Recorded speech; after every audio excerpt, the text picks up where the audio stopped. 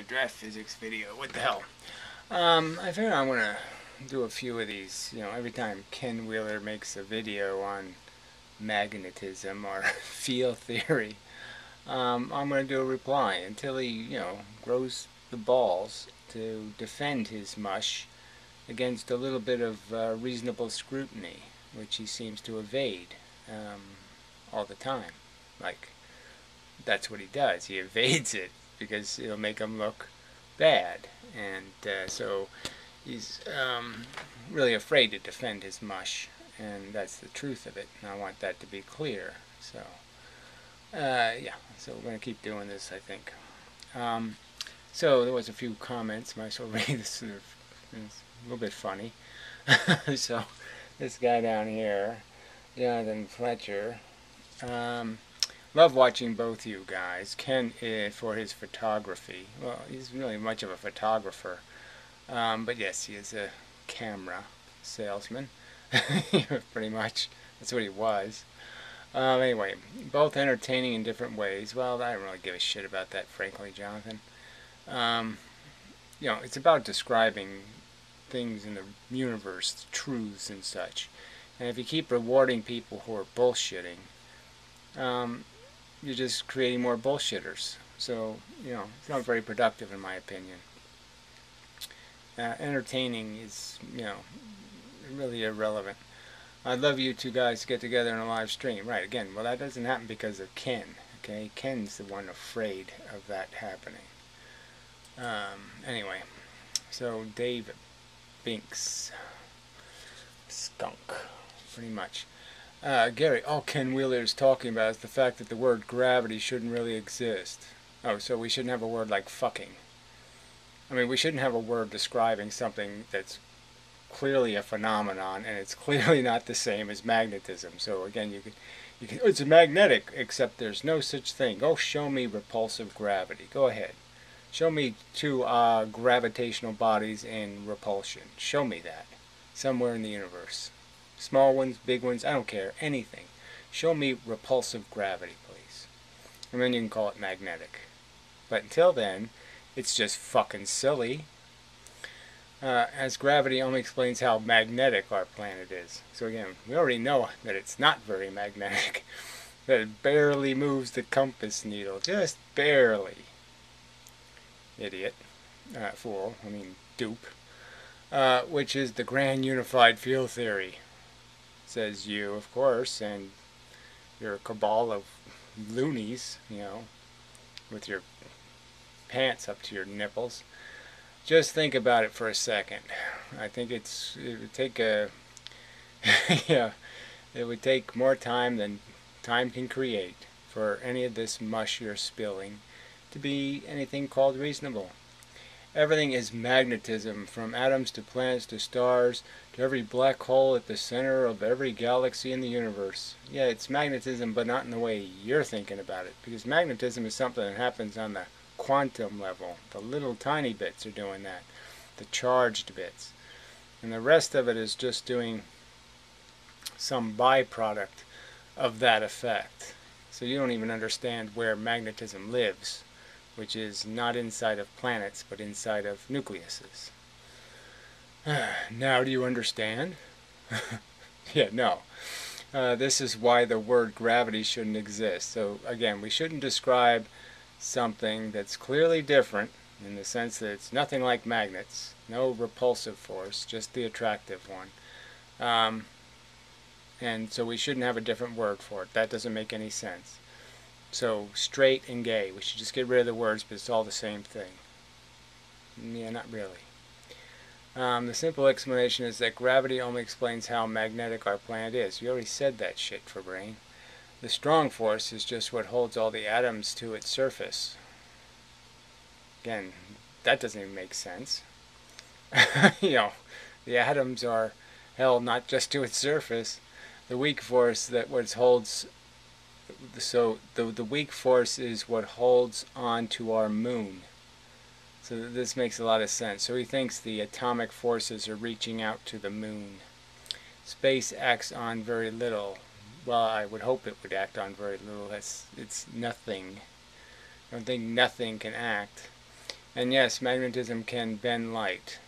No, it can't, so prove that, why don't you? Please, prove it. Prove it with some sort of evidence. Oh, shit. All matter is polarized. Well, not all matter, but yes, there are polarized filters that are material bits, and they're called electrons and protons. And the little quanta are polarized. And so, yes. Therefore, all matter is magnetic. So again, you're not really understanding what magnetism is, which is a byproduct of it being filtered. When it's not being filtered, it's gravity. You see? So when you filter it and you segregate it, then you have magnetism. When it's not segregated, it's still a force, and it's called gravity. And it's a real thing. Shit for brain. Alright, anyway. Michael Fulwell. This guy has a very colorful language which disguises a lot of meaningless information. I don't even think it's information, to tell you the truth. It's it's bullshit. So yes, I don't know, it's disguised. I don't know if it is disguised. I think he'd make an excellent used car salesman. Well, like I said, he was a camera salesman, so that's the same thing. If you've ever been to a camera store. So this guy's just too priceless. Cecil Morris. So he's some really old fart, you know, that's ugly as fuck. He says, my wife and I had 9 children. Total 6 girls and 3 boys. All of them intelligent and successful. Yeah, by your standards. And I wonder what those standards are. Cecil. Not a single one of them turned out to be a shitwad like this guy. Right. Really ugly girl. So this is Cecil talking. Drag queen. So he had 6 girls. That's, you know, small penis, right? Either way, what a big, spicy shitwad sandwich. Gee, what a brilliant argument, Cecil. So it took you 96 years to come up with crap like that? I mean, you can't make a better reasoned argument than that? And you're really, really old in a really, really boring shirt? And that's the best you can do? You have eyeglasses, you spend all that time making your eyes bad, and you still can't figure out how to make a reasonable comment? Like something a little bit adult? Yeah, anyway. Fuck you, Cecil. I think I just delete Cecil. Anyway, it's just too pathetic. So anyway, okay, so on to the... So this is a ferrocell video. And Ken's never really... I mean, he has explained what it is. Okay, the fluid is whatever, monkey butt oil or something. And with a little bit of this ferrofluid added. And so it's just an oil, film of oil that has a material specifically designed for a function. That is, it's magnetic. I mean, it reacts, it becomes magnetic in a magnetic field, but it doesn't retain any knowledge, in the sense that it doesn't stay that way. So as soon as the ferrous part wears off, it's chemically made so it neutralizes its own magnetism. So it doesn't stay magnetic. So it doesn't stick. It doesn't have a memory. That's what I'm trying to say, pretty much. And it's under these 2 thick pieces of glass. I mean, really thick pieces of glass. So 2 very thick pieces of glass and a little film of fluid. And then you have LEDs around the outside. And it creates a very interesting toy. But because there's no information given about exactly what's happening physically, the physics of it, yeah, it's just deception. People be fooled. Okay, I'd like to show you something here you've never seen before. I got the ferrocell. This is one that I built, a larger one, and I have a so let's understand. He does make these, and clearly he could make them with regular glass and show us what happens. You know, just regular thickness glass. Could make a square one, show us what happens. But he doesn't do that because it wouldn't be part of the theater. It doesn't make for good propaganda. I get down here that you can't see. You can see it now as I drop the ferrocell over top of it here. You can see the image form. Okay, we need more volume here so you can see the image. So you get this very interesting effect. And what's basically happening is the dark spots are where the fluid's concentrated. Alright, and the light spots are where the fluid's obviously transparent, less magnetic material. And so that's where the light shines through. It's almost like a fiber optic effect. Yeah, I assume. Real time. By the way, this is not a TV image projection device. This is just two optical flats with a smear of ferrofluid and one other agent. Right, but again, they're two optical flats, so again, it's two thick pieces of glass. So you have this diffraction issue. You know, the changing surface as the light refracts, and so that's part of this thing, is you're not seeing exactly what's under the glass. You're seeing the refracted image of what was under the glass. Thick glass creates more refraction because the light spends longer period of time going crooked through the glass.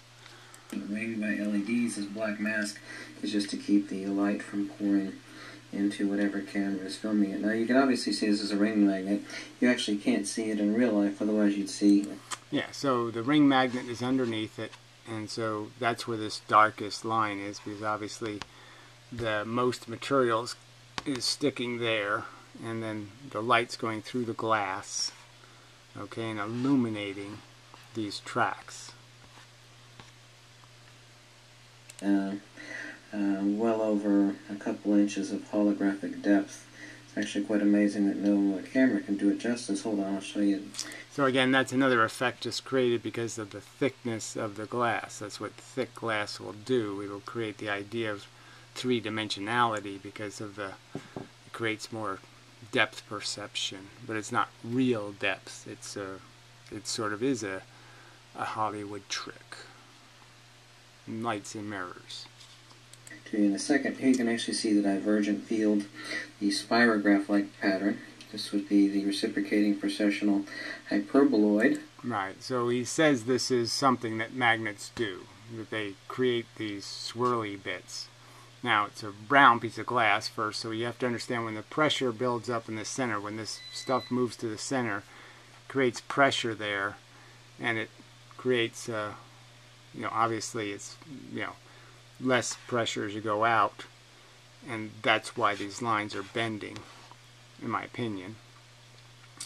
And so that's just an illusion of movement. It's just being created by the fact that the pressure gradient changes as you're going out, and that's what's bending the lines. So it would have regular field lines if it wasn't a distorted view of magnetism. So first do the experiment without the two pieces of glass. Just put the oil on it, and then put a thin piece of glass on it, then a thicker piece of glass, and see how that changes the pattern, and then you'll understand whether this is a real view or a fake view of reality. But there's no explanation how any of this, let's say there really was some swirly bits. Obviously they're not moving in any way, so there's no indication of movement. But how would these swirly bits create attraction? That forms as the light is divergent and in centrifugal divergence and centripetal convergence around the outer periphery of the ring magnet. And of course we have a double field since it's a ring magnet. We actually have the inner field where the actual magnetism and everything falls. Yes, well, those lines seem a lot less whatever. They're bent, but they're not bent as much. But whatever. This obviously there's a strong, but there's not much room for a field in there. It's pressure mediation. Pressure mediation is different than saying that water goes down the drain. That's actually reciprocating into a perfect sphere. Right. So somehow this has something, again, with water going down a drain. So there's some sort of movement happening here, even though there's no movement in any of this. Nothing's moving. No indication of any energy. space at the center of the magnet, on the periphery of the magnet, you can actually see the field. Let me take a more powerful magnet, which is not that much more powerful, but it's a little 3/4 inch cylinder magnet, and right now I'm actually going to bring it under attraction. What you call magnetic attraction is just... Yeah, what you call. so even to throw, he doesn't explain it, so, but obviously it's attraction in the sense that that's what anybody who looks at it's going to call it. I mean, the two things are pulling towards each other. If you hold the two magnets, you can feel the attraction on both hands. Really dielectric avoidance. Dielectric voidance. So again, that's supposed to explain it. So now we've all know what magnetism is because it's called dielectric voidance, and that's all you need is an explanation. Now we know why two magnets move together, dielectric voidance. In counter space, but watch the... And counter space, the something space, because counter space is where something is, because it's not nothing. Periphery of the field of the spirograph pattern. As I bring it closer, you'll actually notice that this field, the outer perimeter field, will collapse. Right, so now what he's done is basically put a north face to a south face, which means he's just basically created a bigger magnet. So now the two magnets are separated by a distance, so they're not right next to each other. I guess I can draw it here, what the hell. So here's the ring magnet. Let's say it's got a hole in the center, doesn't really matter. So they're still separated by a distance, but this is the north side and this is the south side of the other magnet. So in a sense, he's just created another, yeah, this is the north side, south side, north side, south side. So he's just created a new big magnet. And obviously in the middle of magnets, okay, this is where now the new north side is this whole side. So now he's just basically put this ferrocell is now reading the middle of a magnet, which has very low magnetism is expressed because both fields are being felt. The as I would put it, the quanta polarized, the two opposite ways are able to affect everything in the middle. That's why the middle of the magnet is weak, is because it's a mixture of force, and the mixture of force can't create strong repulsion or attraction.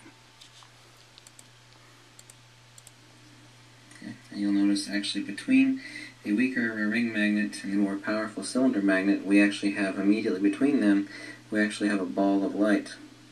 You notice as I bring it away. A ball of light. Again, it just has to do with the fact that where the fluid ends up going.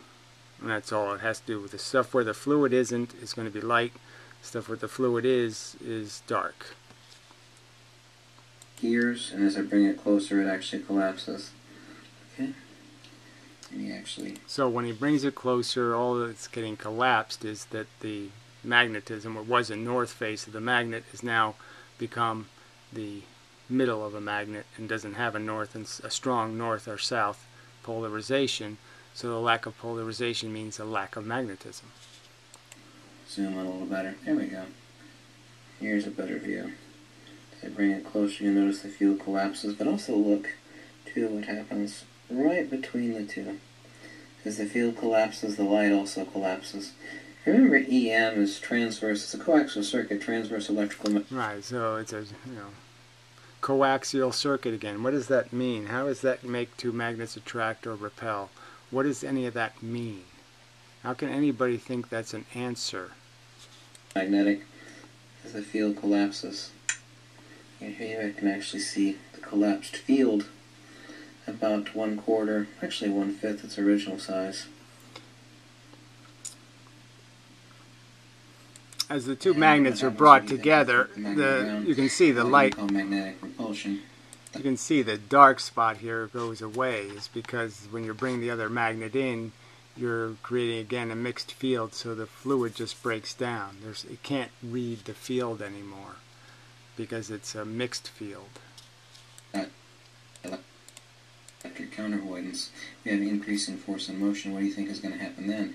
If the field collapsed under attraction, what do you think will happen to the periphery of the magnetic field of the ring magnet as I bring it closer? It should expand, correct? Remember, everything works off the right-hand rule. Everything is... Yeah, so now he's doing the right-hand rule thing of the quantum mechanics. But again, that just has to do with the eddy current movement, and that's just all assumption, actually. But so I don't think it has any real substance to it. About resistance, permeability, and permittivity. So take a look. You'll notice that the actual periphery of the magnetic field actually expands. Yeah, so now it's the two faces are repulsive. So there's a strong polarized field from each one that's dominating, and it's stronger on this side of the glass for this field and stronger on that side of the glass for the other field. So that's what these two lines represent, no doubt, is the two different magnets. And also take a look at what happens between the two magnets. Remember, this magnet in my fingers is much more powerful than the ring magnet underneath it, which is also a powerful neodymium. Yeah, well, you said it was much more, then you said it's not so much more, so you ought to get that story straight. Take a look closely. Take a look at what happens. I really wish you could see this in real life. Yes, I really wish you would dissect it as a physical, mechanical device, and instead of this kind of lying about what it's doing, in the sense he's thinking this is real light being bent. He's even made that argument, this is light being bent, when no, those are just fissures that the light's able to travel through because it's not hitting the ferrous material. Let me zoom in a little bit. Okay, so let's take a look at attraction. Dielectric avoidance. You notice that the periphery of the magnetic field on the ring magnet collapses.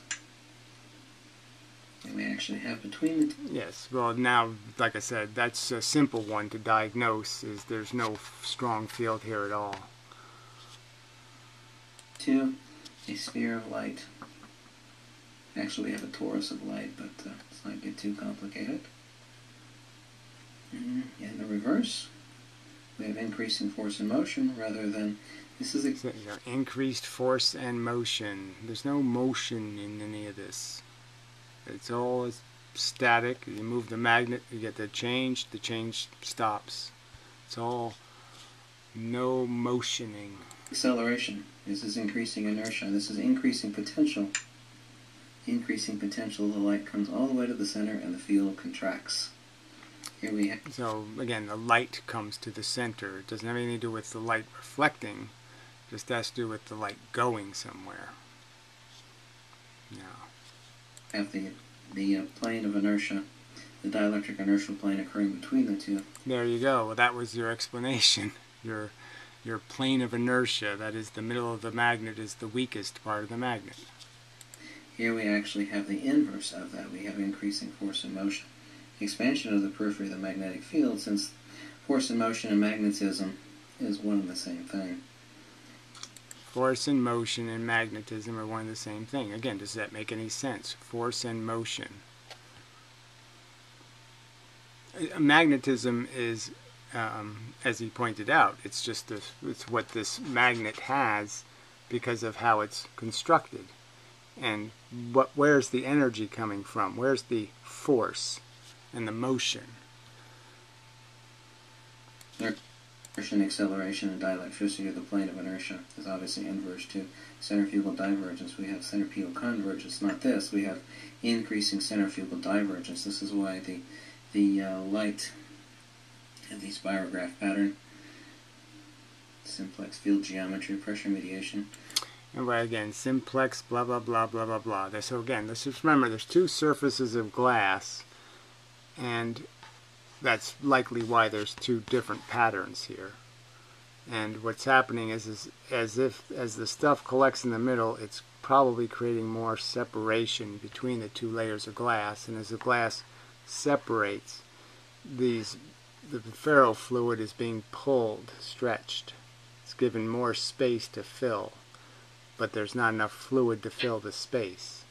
And that's what the light's traveling through, or being reflected off of. It's probably, again, you have to think of this, the light's coming in, it's reflecting off of layers of stuff. So there's a layer of stuff that's clinging between the two layers of glass, sticking between the two layers of glass in those lines. And that's why the light's traveling through them. But it's really just reflecting off of them. We actually have the torus of magnetic divergence expanding under increasing force and motion. Anyway, I thought I'd show you that. And here we have what humanity incorrectly calls magnetic attraction.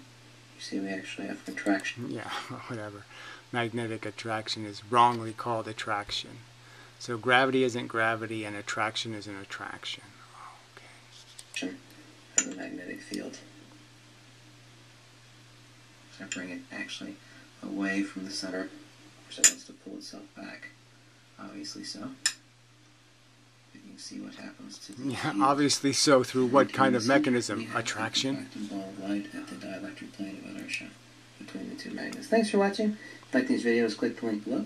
Make a small donation. I've got hundreds of videos on field theory. Yeah. So make a small donation. So he actually bought 3 of the new Nikon 850 cameras at whatever, $4 a pop. 3 of them. But he needs money.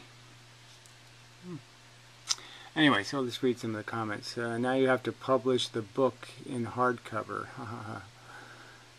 Just had a magnetism lab in astronomy, so wish we had some of these in the class to better explain magnetism rather than iron shavings suspended in oil. So again, this is the danger of this kind of crap, right? Is create a funky experiment as a funky thing and pretend it's giving you real insight when it's really a distorted view of what's actually happening. And then be afraid to do that analysis.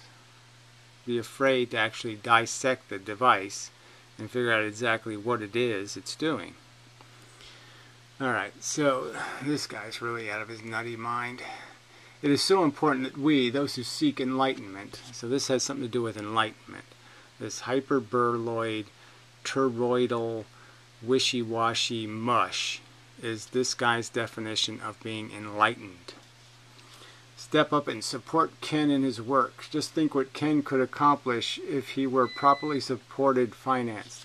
So I mean, this guy has he right in front of everybody. Every year he buys $40,000 or $50,000 worth of camera equipment, and this guy thinks if he gives him more money, he'll do something other than do that. He thinks he'll do science. Yeah. He publishes his findings and discoveries for free. Oh, isn't that amazing? Sorry, that's not amazing. And it's not free, actually. He provides a link to it where it's free, but he's also selling it at Amazon and other places. There are innumerable projects Ken could be working on if he had the finances. So what evidence do you have of that? I mean, he doesn't seem to be limited, and like I say, he can buy 3 cameras. The same exact camera, 3 of them. Same camera. 3. I do not personally know Ken, nor have I ever talked to him. My only interaction is through YouTube and donations via PayPal. So, he's just so, he thinks Ken is going to somehow answer a real question. Like a real physics question that Ken has the actual truth. And he thinks that, why? How can he possibly think that when there's nothing that Ken says you can convert into any kind of practical knowledge? It's impossible. Anyway. But I know Ken would love to make the trove of knowledge he has amassed, not just his own, but all the writings he has collected, freely available. Well, again, there's no obstacle to doing that on the internet nowadays.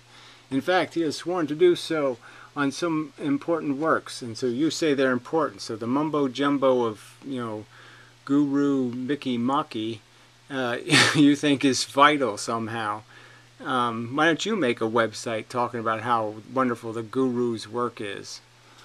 But it takes money, okay, in capital letters. I mean, it's just amazing to have sycophants this sycophanty. Just, I've signed up to make automatic donations through PayPal.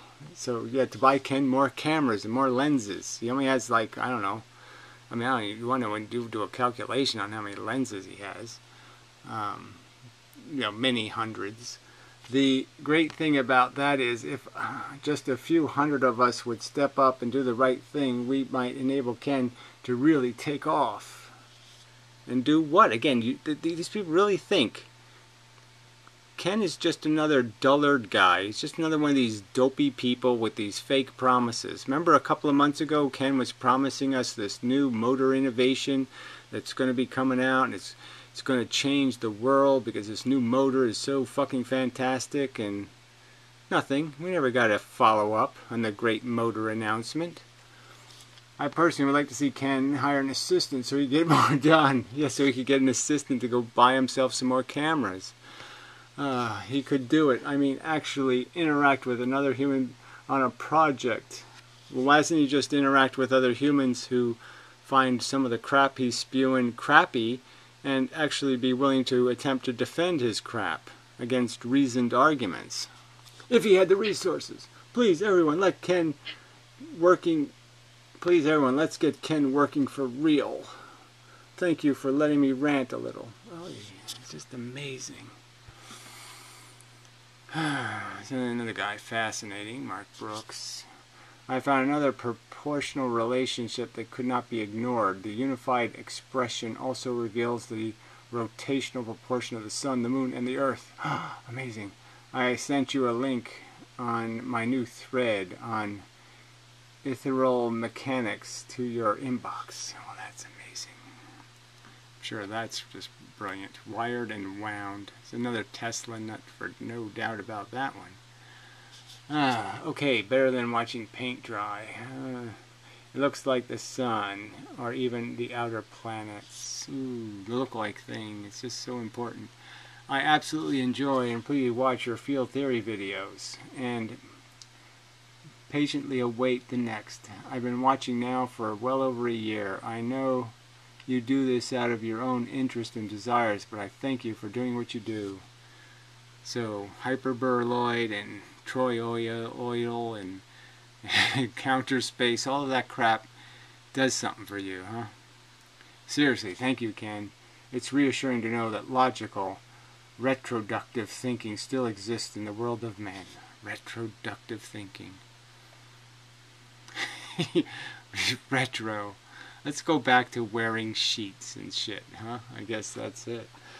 Shut up. A new video. I'm playing with my ferrocell tonight, that's for sure.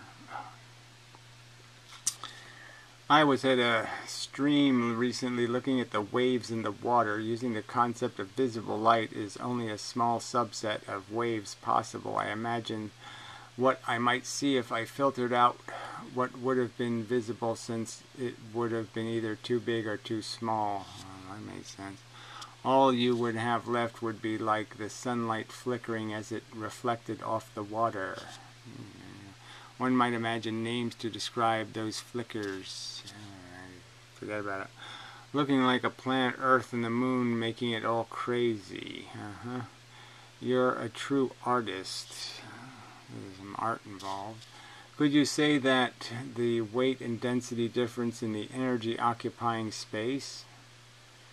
Weight and difference, I don't know, that's not even a question. So the buoyant force of the two fields merging into unison and equilibrium provide the light plane that is all that we experience. What the hell?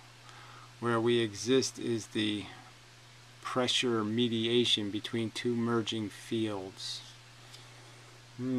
Whatever. Looks like an eyeball, hair blown straight back. I meant to ask you, after your gravity video, if gravity is magnetism. Would a piece of metal fall faster after it was magnetized? Theoretically, yes it would, but just a little bit, because the magnetic field of the Earth isn't that strong. But yes, it would actually. But you know, it's. I mean, I wish it was just as.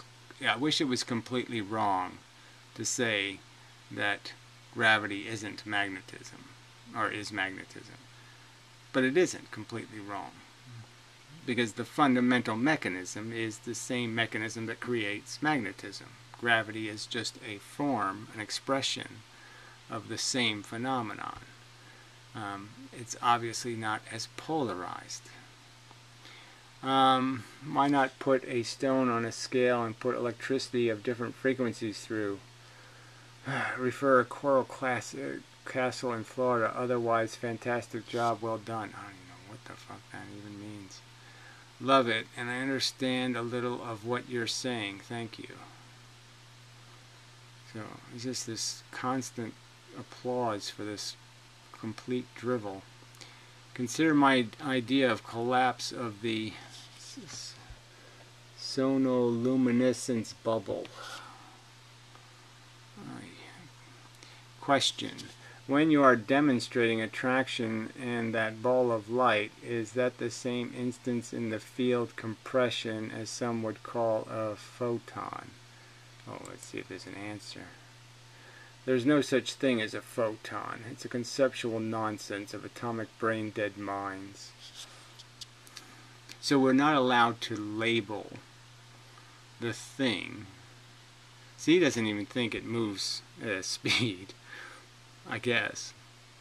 But we're not even able to, we're not allowed to label gravity. I mean, a non-magnetic force that moves stuff. We're not allowed to label attraction, and we're not allowed to label photons, which, like I said, is you got to be kind of a wacky truther to deny the fact that they've sort of quantized photons. You know, electromagnetic energy is the whole basis for quantum mechanics. Amazing. Apophasis. That was my point.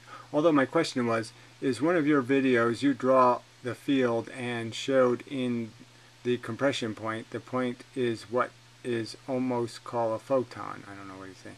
Does your demonstration here with the ball of light when the field collapses is the same as your drawing I reference? Now, I can see why he evades that question. I don't know what he's talking about. Alright, so that's probably enough. Thumbs up. Nice comment. So, yeah, I haven't been willing to spend the $10 for a bottle of ferrofluid, and probably cost me $8 or $9 for a bottle of monkey butt oil. I think that's what it's called. Anyway, just so I can waste my time duplicating this stupid piece of crap to see exactly why it's distorting the field as dramatically as it's distorting it. But it's clearly a distortion, and that's all it is. It's a trick. It's a house of mirrors. It's bullshit. It's not being fair to. It's not fairly representing actual physical phenomenon. It's not a fair representation of the phenomenon. Let's put it that way. Might be more accurate.